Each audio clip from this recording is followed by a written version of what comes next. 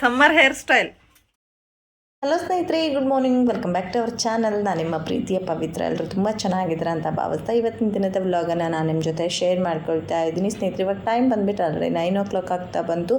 ಬೆಳಗ್ಗೆ ಎದ್ಬಿಟ್ಟು ನಮ್ಮ ಮನೆಯವ್ರು ಕರ್ಕೊಂಡೋಗಿ ಮಕ್ಕಳದು ಬೋಡ ಹೊಡೆಸ್ಕೊಂಡು ಬಂದಿದ್ದಾರೆ. ಸೊ ಯಾಕೆಂದರೆ ಇವಾಗ ಸಮ್ಮರ್ ಅಲ್ವಾ, ಈ ಬಿಸಿಲಿನ ದಗೆನ ತಡ್ಕೊಳಕ್ಕಾಗೋದಿಲ್ಲ ಸ್ನೇಹಿತರೆ, ಅಷ್ಟೊಂದು ಸೆಕೆ ಆಗ್ತಾ ಇರುತ್ತೆ. ಹಾಗೆ ಎವ್ರಿ ಸಮ್ಮರ್ ನಾವು ಮಕ್ಕಳಿಗೆ ಬೋಡ ಹೊಡೆಸ್ಬಿಡ್ತೀವಿ. ಅದು ಮುಂದೆ ಕೂದಲು ಬೆಳವಣಿಗೆ ಆಗೋದಕ್ಕೂ ಕೂಡ ತುಂಬಾ ಹೆಲ್ಪ್ ಮಾಡುತ್ತೆ. ಸೊ ಹಾಗಾಗಿ ಪ್ರತಿ ಸಮ್ಮರ್ ನಮ್ಮ ಮನೆಯವ್ರ ಮಕ್ಕಳದು ಬೋಡ ಹೊಡಿಸ್ತಾರೆ. ಹಾಗೆ ಮಕ್ಕಳದು ಬೋಡ ಹೊಡಿಸ್ಕೊಂಡು ಬರೋ ಅಷ್ಟರಲ್ಲಿ ನಾನು ಬಂದುಬಿಟ್ಟು ರೊಟ್ಟಿ ಮತ್ತು ಶೀಕರಣೆ ಮಾಡಿಕೊಂಡೆ.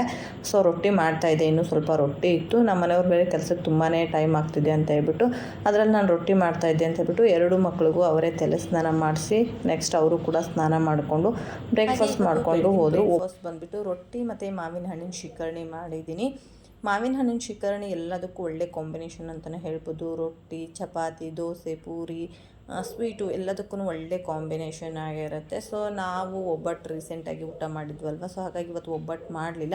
ರೊಟ್ಟಿ ಜೊತೆ ನಾನು ಶೀಕರಣೆನ ಮಾಡ್ಕೊಂಡಿದ್ದೀನಿ. ಅಂದರೆ ಮಾರ್ಕೆಟ್ ಮಾಡ್ಕೊಂಡು ಬಂದ್ವಲ್ವ, ಸೊ ಆವಾಗಲೇ ನಾವು ಮಾವಿನ ಹಣ್ಣು ಕೂಡ ತೊಗೊಂಡು ಬಂದಿದ್ವಿ. ಅದರದ್ದೇ ಇವತ್ತು ಶೀಕರಣೆ ಮಾಡಿದೆ. ಸ್ವೀಟಿಗಾದರೆ ಸ್ವಲ್ಪ ಶೀಕರಣೆಗೆ ಸ್ವೀಟ್ ಕಡಿಮೆ ಮಾಡಬೇಕು, ಬಟ್ ರೊಟ್ಟಿ ಚಪಾತಿ ಮಾಡುವಾಗ ಶೀಕರಣೆಗೆ ಸ್ವಲ್ಪ ಸ್ವೀಟ್ ಜಾಸ್ತಿ ಮಾಡಿದರೆ ತುಂಬಾ ಚೆನ್ನಾಗಿರುತ್ತೆ. ಸೊ ನಾನು ಕೂಡ ಸ್ನಾನ ಎಲ್ಲ ಮುಗಿಸ್ಕೊಂಡು ಬ್ರೇಕ್ಫಾಸ್ಟ್ ಮುಗಿಸ್ಕೊಂಡು ನೆಕ್ಸ್ಟ್ ಸ್ನೇಹಿತರೆ ಹೊರಗಡೆ ಬಟ್ಟೆ ನಿನ್ನೆ ವಾಶ್ ಮಾಡಿದ್ನಲ್ವ, ಸೊ ಸಂಜೆ, ಸೊ ಅದೆಲ್ಲ ಒಣಗೋಗಿತ್ತು, ಅದನ್ನು ತೆಗಿತಾ ಇದ್ದೀನಿ ಸ್ನೇಹಿತರೆ. ತೆಗೆದುಬಿಟ್ಟು ನೆಕ್ಸ್ಟು ಇವತ್ತಿಂದು ಕೂಡ ಬಟ್ಟೆ ವಾಶ್ ಮಾಡಬೇಕು. ಇವತ್ತು ಕೂಡ ಸ್ವಲ್ಪ ಜಾಸ್ತಿ ಅನ್ನೋ ಥರನೇ ಬಟ್ಟೆ ಇದೆ. ಯಾಕೆ ಅಂತ ಅಂದರೆ ಊರಿಗೆ ಹೋಗಿ ಬಂದಿದ್ದೀವಿ, ಮನೆಯೆಲ್ಲ ಕ್ಲೀನ್ ಮಾಡಿದ್ದೀವಿ ಅಂತ ಅಂದರೆ ಹೆಣ್ಮಕ್ಳದ್ದು ಇದೊಂದು ಕೆಟ್ಟ ಅಭ್ಯಾಸನೋ ಒಳ್ಳೆ ಅಭ್ಯಾಸನೋ ಗೊತ್ತಿಲ್ಲ. ಮನೇಲಿರ್ತಕ್ಕಂಥ ಮ್ಯಾಟು ಮತ್ತು ಮಕ್ಕಳದು ಟವಲ್ಸು, ನಮ್ಮದು ಟವಲ್ಗಳೆಲ್ಲ ವಾಶ್ ಮಾಡಿದ್ರೆ ಏನೋ ಒಂಥರ ಸಮಾಧಾನ. ಸೊ ಹಾಗಾಗಿ ಇವತ್ತು ಕೂಡ ಸ್ವಲ್ಪ ಬಟ್ಟೆ ವಾಶ್ ಮಾಡೋದು ಜಾಸ್ತಿನೇ ಇದೆ. ನಿನ್ನೆ ಬಟ್ಟೆ ಜಾಸ್ತಿ ಇರೋದ್ರಿಂದ ನಾನು ಮ್ಯಾಟು, ಟವಲ್ಲು ಆ ಥರದ್ದೇನೂ ತೊಗೊಂಡಿರಲಿಲ್ಲ. ಇವತ್ತು ಅದರಲ್ಲೇ ಸ್ವಲ್ಪ ಬಟ್ಟೆ ಕಡಿಮೆ ಇರೋದ್ರಿಂದ ನಾನು ಮ್ಯಾಟು, ಟವಲ್ಲು ಅವನ್ನೆಲ್ಲ ತೊಗೊಂಡಿದ್ದೀನಿ. ಸೊ ಇವತ್ತು ಕೂಡ ಒಂದು ದೊಡ್ಡ ಬಕೆಟಲ್ಲಿ ಒಂದು ಬಕೆಟ್ ಆಗೋಷ್ಟು ಬಟ್ಟೆಗಳಿದೆ ಸ್ನೇಹಿತರೆ. ಸೊ ಅದನ್ನೆಲ್ಲ ವಾಶ್ ಮಾಡಿಬಿಟ್ಟು ಮತ್ತೆ ನಾನು ವಿಡಿಯೋನ ಕಂಟಿನ್ಯೂ ಮಾಡ್ತೀನಿ. ವೆಲ್ಕಮ್ ಬ್ಯಾಕ್ ಸ್ನೇಹಿತರೆ. ಸೊ ಮತ್ತೆ ನಾನು ರೊಟೀನನ್ನು ಕಂಟಿನ್ಯೂ ಮಾಡ್ತಾ ಇದ್ದೀನಿ. ಎಲ್ಲ ಕೆಲಸ ಮುಗಿಸ್ಕೊಂಡು ಮಕ್ಕಳಿಗೆ ಊಟ ಮಾಡಿಸಿ ಮಲಗಿಸಿದೆ. ಸೊ ಅಷ್ಟರಲ್ಲಿ ಟೈಮ್ 2 ಗಂಟೆ ಆಗಿತ್ತು. ಆನಂತರ ಸ್ನೇಹಿತರೆ, ಸೊ ಸಾಂಬಾರು ಪೌಡ್ರದ್ದು ನಾನು ರೆಡಿ ಮಾಡ್ಕೊಳ್ತಾ ಇದ್ದೀನಿ. ಸಾಂಬಾರು ಪೌಡ್ರ್ ರೆಡಿ ಮಾಡ್ಕೊಳ್ತಾ ಇದ್ದೀನಿ. ನಿನ್ನೆ ನಾನು ಧನಿಯಾ ಕ್ಲೀನ್ ಮಾಡ್ಕೊಂಡಿದ್ದೆ, ಬಟ್ ಮಿಕ್ಕಿರೋ ಐಟಮ್ಸ್ಗಳು ಯಾವುದು ನಾನು ಕ್ಲೀನ್ ಮಾಡ್ಕೊಳ್ಳೋದಕ್ಕಾಗಿರಲಿಲ್ಲ. ಸೊ ಹಾಗಾಗಿ ಮಿಕ್ಕಿರೋ ಐಟಮ್ಸ್ಗಳನ್ನೆಲ್ಲ ಕ್ಲೀನ್ ಮಾಡಿಕೊಂಡೆ. ಧನಿಯಾ ನಿನ್ನೆ ನನಗೆ ಸ್ವಲ್ಪ ಟೈಮ್ ಜಾಸ್ತಿ ತೊಗೊಳ್ತು. ಸೊ ಅಂದರೆ ಧನಿಯಾದಲ್ಲಿ ಅದೆಂಥದ್ದು ಸಣ್ಣ ಸಣ್ಣ ಹುಲ್ ಥರ ಒಂದು ರೌಂಡ್ ಶೇಪಲ್ಲಿತ್ತು.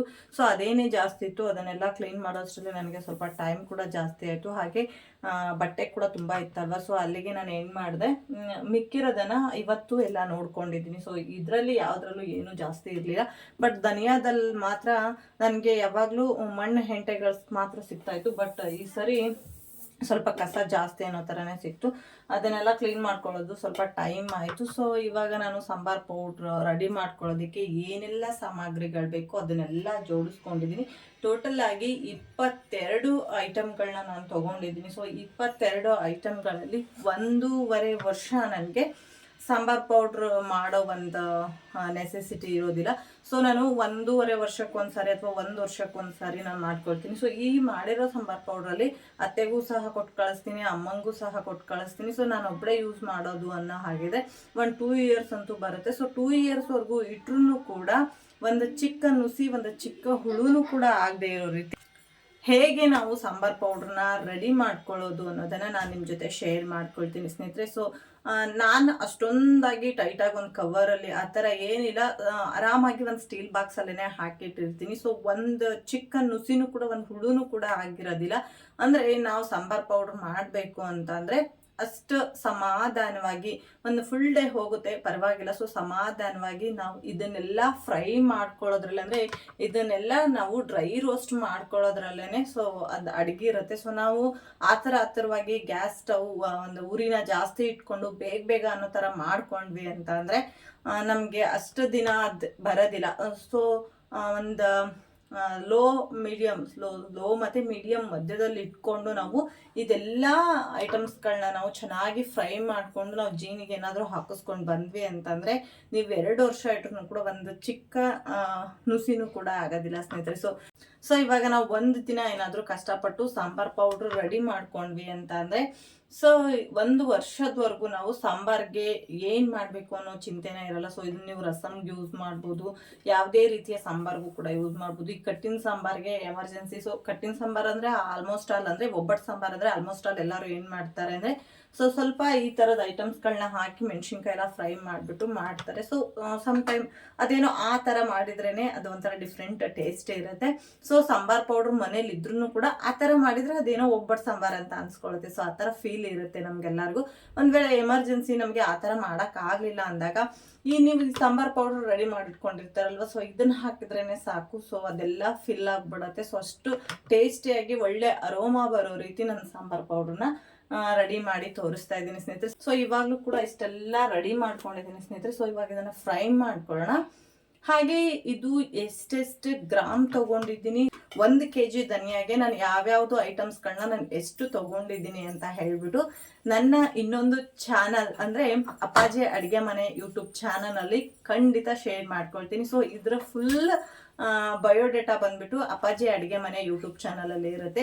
ಸೊ ಯಾರಿಗೆಲ್ಲ ಇಂಟ್ರೆಸ್ಟ್ ಇದೆ ಹೋಗ್ಬಿಟ್ಟು ನೋಡಿ. ಸೊ ನಿಮಗೆ ಈ ಒಂದು ರೆಸಿಪಿ ಇಷ್ಟ ಆದರೆ, ಸೊ ಈ ಒಂದು ಸಾಂಬಾರ್ ಪೌಡರ್ ಮಾಡೋ ವಿಡಿಯೋ ನಿಮಗೆ ಇಷ್ಟ ಆದರೆ ನೀವು ನನ್ನ ಚಾನಲ್ನ ಸಬ್ಸ್ಕ್ರೈಬ್ ಮಾಡ್ಕೊಳ್ಳಿ. ಹಾಗೆ ವಿಡಿಯೋ ಇಷ್ಟ ಆದರೆ ಲೈಕ್ ಮಾಡೋದನ್ನ ಮರಿಬೇಡಿ. ಸೊ ಇಷ್ಟೆಷ್ಟು 1 kg ಧನಿಯಾಗಿ ಏನೇನೆಲ್ಲ ಬೇಕು ಅಂತ ಈ ವಿಡಿಯೋದಲ್ಲಿ ನಾನು ಹೇಳ್ತಾ ಇಲ್ಲ ಸ್ನೇಹಿತರೆ. ಸೊ ಇಷ್ಟಂತೂ ಐಟಮ್ಸ್ಗಳನ್ನ ನಾನು ತೊಗೊಂಡಿದ್ದೀನಿ. ಸೊ ಅದೇನೆಲ್ಲ ಐಟಮ್ಸ್ಗಳಂತ ಹೇಳ್ಬಿಡ್ತೀನಿ. ಸೊ ಧನಿಯಾ ತೊಗೊಂಡಿದ್ದೀನಿ, ಹಾಗೆ ಇಲ್ಲಿ ಗಸಗಸೆ ತೊಗೊಂಡಿದ್ದೀನಿ, ಮೆಂತ್ಯ ಕಾಳು, ಜೀರಿಗೆ, ಹಾಗೆ ಅರಿಶಿನ ಕೊಂಬು, ಇದು ಕಡಲೆಬೇಳೆ, ಸೊ ಉದ್ದಿನ ಬೇಳೆ, ಅಕ್ಕಿ, ಚಕ್ಕಿ, ಕಲ್ಲು ಹೂವು, ಕಸೂರಿ ಮೇಥಿ, ಇದು ಬಂದ್ಬಿಟ್ಟು ಮರಾಠ ಮಗ್ಗು, ಇದು ಜಾಪತ್ರೆ, ಇದು ಬಾಳೆಕೊಂಬು, ಏಲಕ್ಕೆ, ಸರಿ ಅಜ್ಜಿ ಏಲಕ್ಕೆ, ಇದು ಬಂದ್ಬಿಟ್ಟು ಮೆಣಸಿನ್ಕಾಳು, ಇದು ಚಕ್ರ ಮೊಗ್ಗು, ಲವಂಗ, ಸಾಜೀರ, ಮತ್ತೆ ಪಲಾವ್ ಎಲೆ ತೊಗೊಂಡಿದ್ದೀನಿ, ಹಾಗೆ 1 ಲೋಟದಷ್ಟು ಉಪ್ಪು ತೊಗೊಂಡಿದ್ದೀನಿ. ಸೊ ಇಷ್ಟು ಐಟಮ್ಸ್ ಅಂತೂ ನಾನು ತೊಗೊಂಡಿದ್ದೀನಿ. ನಮ್ಮದು ಬೋರ್ಡ್ದಲ್ಲೇ ಕಾಣ್ತಾ ಇದೆ ಅಂತ ಅನ್ಕೊಳ್ತೀನಿ. ಸೊ ನಾನು ಇಷ್ಟು ಐಟಮ್ಸ್ ತೋರಿಸ್ದೆ, ಮಕ್ಕಳೆಲ್ಲ ಅಡ್ಡ ಬಂದರು. ಸೊ ಸ್ನೇಹಿತರೆ, ನಾನು ಇವಾಗ ಸಾಮಗ್ರಿಗಳನ್ನೆಲ್ಲ ಫ್ರೈ ಮಾಡ್ಕೊಳ್ಳೋದಕ್ಕೂ ಮುಂಚೆ ಗ್ಯಾಸ್ ಒಂದು ಉರಿ ಯಾವ ರೀತಿ ಇರಬೇಕು ಅದನ್ನು ಫಸ್ಟ್ ತೋರಿಸ್ಬಿಡ್ತೀನಿ. ಸ್ನೇಹಿತರೆ, ನೀವು ಇಲ್ಲಿ ನೋಡ್ತಿದ್ದೀರಾ ನೋಡಿ, ಇದು ಫುಲ್ಲು ಲೋ ಆಯಿತು.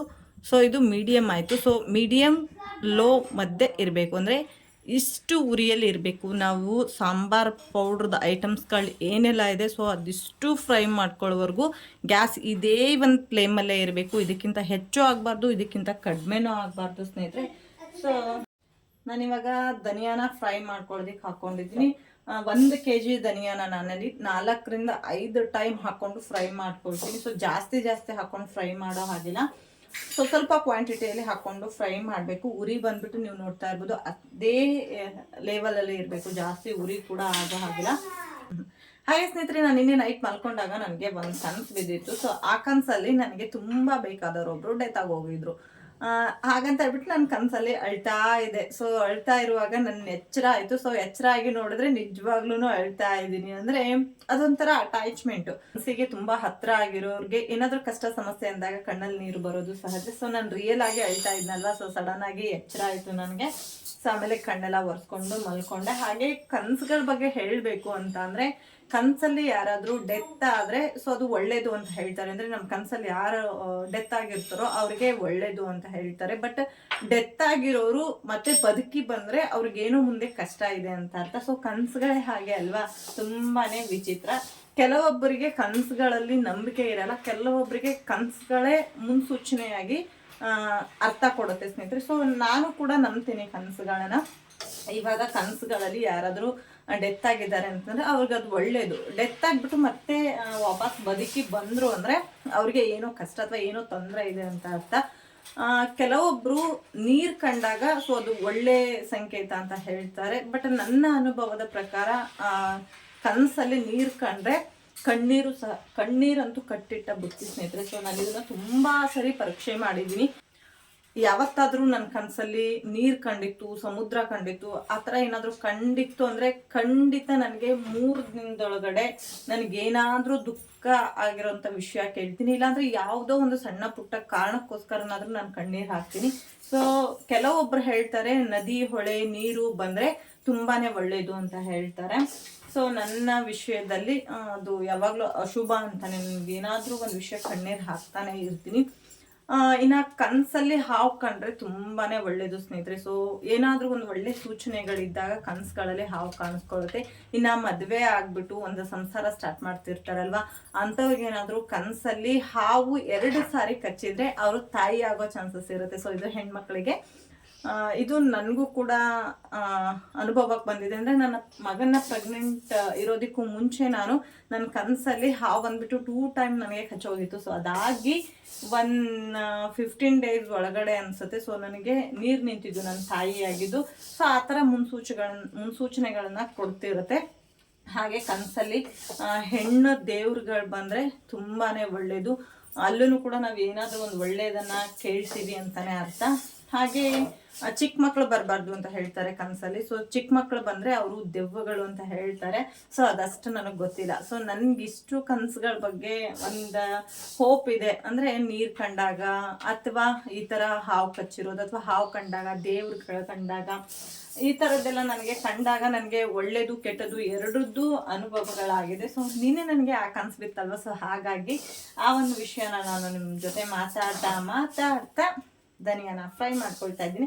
ಸೊ ಇದನ್ನ ದಾವಣಗೆರೆಯಲ್ಲಿ ಧನಿಯಾ ಅಂತ ಕರೀತಾರೆ, ಬಟ್ ನಮ್ಮ ಹಾವೇರಿ ಸೈಡಲ್ಲಿ ಇದನ್ನ ಕೊತ್ತಂಬರಿ ಕಾಳು ಅಂತ ಕರಿತೀವಿ.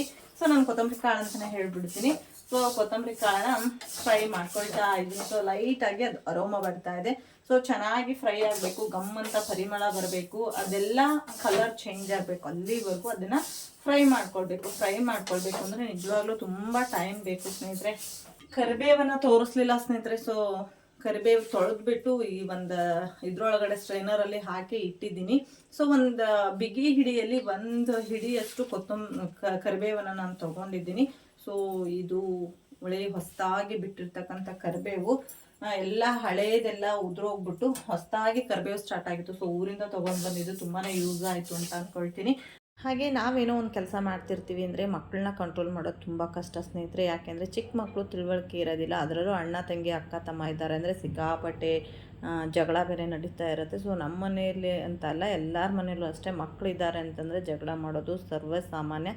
ಸೊ ಅವರಷ್ಟು ಕಿತ್ಮೆ ಮಾಡ್ತಿದ್ದಾರಲ್ಲ ಅಂತ ಹೇಳ್ಬಿಟ್ಟು ಅವ್ರಿಗೆ ಶುಂಠಿ ಜಜ್ಜೋದಕ್ಕೆ ಅಂತ ಹೇಳ್ಬಿಟ್ಟು ಕೊಟ್ಟಿದ್ದೆ ನಾನು. ಸೊ ಅಷ್ಟರಲ್ಲಿ ಸ್ನೇಹಿತರೆ ಸಂಘದಿಂದ ಫೋನ್ ಬಂತು, ಯಾರೋ ಸಾಲ ಬರ್ಸಿದ್ರಂತೆ, ತಮ್ಮ ಕೊಡೋಕೆ ಬರಲೇಬೇಕು ಬನ್ನಿ ಅಂತ ಹೇಳ್ಬಿಟ್ಟು. ಸೊ ಹಾಗಾಗಿ ಇವತ್ತು ನೈಟಿಯಲ್ಲೇ ಫಸ್ಟ್ ಟೈಮ್ ನನ್ನ ಸಂಘಕ್ಕೆ ಬಂದಿದ್ದು. ಸೊ ತಮ್ಮ ಕಟ್ಬಿಟ್ಟು ಬಂದು ನೆಕ್ಸ್ಟ್ ಸ್ನೇಹಿತರೆ ಬಂದು ಮಿಕ್ಕಿರೋ ಐಟಮ್ಸ್ಗಳನ್ನೆಲ್ಲ ಫ್ರೈ ಮಾಡಿದೆ. ಲಾಸ್ಟಲ್ಲಿ ಗ್ಯಾಸ್ನ ಆಫ್ ಮಾಡಿಬಿಟ್ಟು ಜಸ್ಟ್ ಅದು ಬಾಣಲೆ ಬಿಸಿ ಇರುತ್ತಲ್ವ, ಅದೇ ಬಿಸಿಯಲ್ಲೇ ಉಪ್ಪನ್ನು ಕೂಡ ಫ್ರೈ ಮಾಡಿ ಹಾಕಿದ್ದೀನಿ. ಇವಾಗ ಎಲ್ಲ ಸಾಮಗ್ರಿಗಳನ್ನು ಕೂಡ ನಾನು ನೀಟಾಗಿ ಮಿಕ್ಸ್ ಮಾಡ್ಕೊಳ್ತೀನಿ. ಇದು ಎಷ್ಟು kg ಇದೆ ಅಂತ ಗೊತ್ತಿಲ್ಲ ಸ್ನೇಹಿತರೆ. ಸೊ ಇದು ಟೋಟಲಾಗಿ 1 kg ಧನಿಯಾಗೆ ನಾನು ಎಷ್ಟೆಷ್ಟೆಲ್ಲ ಐಟಮ್ಸ್ಗಳನ್ನ ಹಾಕಿದೆ ಅಂತ ಹೇಳ್ಬಿಟ್ಟು ನನ್ನ ಇನ್ನೊಂದು ಚಾನಲಲ್ಲಿ ಶೇರ್ ಮಾಡ್ಕೊಳ್ತೀನಿ. ಸೊ ಇವಾಗ ಇದು ಸ್ವಲ್ಪ ತಣ್ಣಗಾಗಬೇಕು. ಹಾಗೆ ಬಿಸಿ ಬಿಸಿ ಇರೋದನ್ನು ಈ ಥರ ಪ್ಲಾಸ್ಟಿಕ್ ಬುಟ್ಟಿ ಒಳಗಡೆ ಎಲ್ಲ ಹಾಕೋದಕ್ಕೆ ಹೋಗ್ಬಿಡಿ. ನಾನೊಂದು ಪಿಂಗಾಣಿ ಬಟ್ಲಿಗೆ ಬಿಸಿ ಇರೋದನ್ನು ತೆಗೆದು ಅದು ಆರಾದ್ಮೇಲೆ ನಾನು ಈ ಥರ ಪ್ಲಾಸ್ಟಿಕ್ ಬುಟ್ಟಿ ಒಳಗಡೆ ಹಾಕಿದೆ. ಅಂದರೆ ನಮ್ಮ ಮನೇಲಿ ದೊಡ್ಡ ಸ್ಟೀಲು ಅಥವಾ ಸಿಲ್ವರ್ದು ಬುಟ್ಟಿಗಳಿಲ್ಲ. ಸೊ ಹಾಗಾಗಿ ನಾನು ಪ್ಲಾಸ್ಟಿಕ್ ಒಳಗಡೆ ಹಾಕ್ಕೊಂಡಿದ್ದೀನಿ. ಹಾಗೆ ಸ್ನೇಹಿತರೆ ಇದ್ರ ಜೊತೆ ಇವತ್ತಿನ ವ್ಲಾಗ್ ಕೂಡ ಎಂಡ್ ಮಾಡ್ತಾ ಇದ್ದೀನಿ. ಇಷ್ಟ ಆದರೆ ಲೈಕ್ ಮಾಡಿ. Thank you for the watching. Love you all. Bye.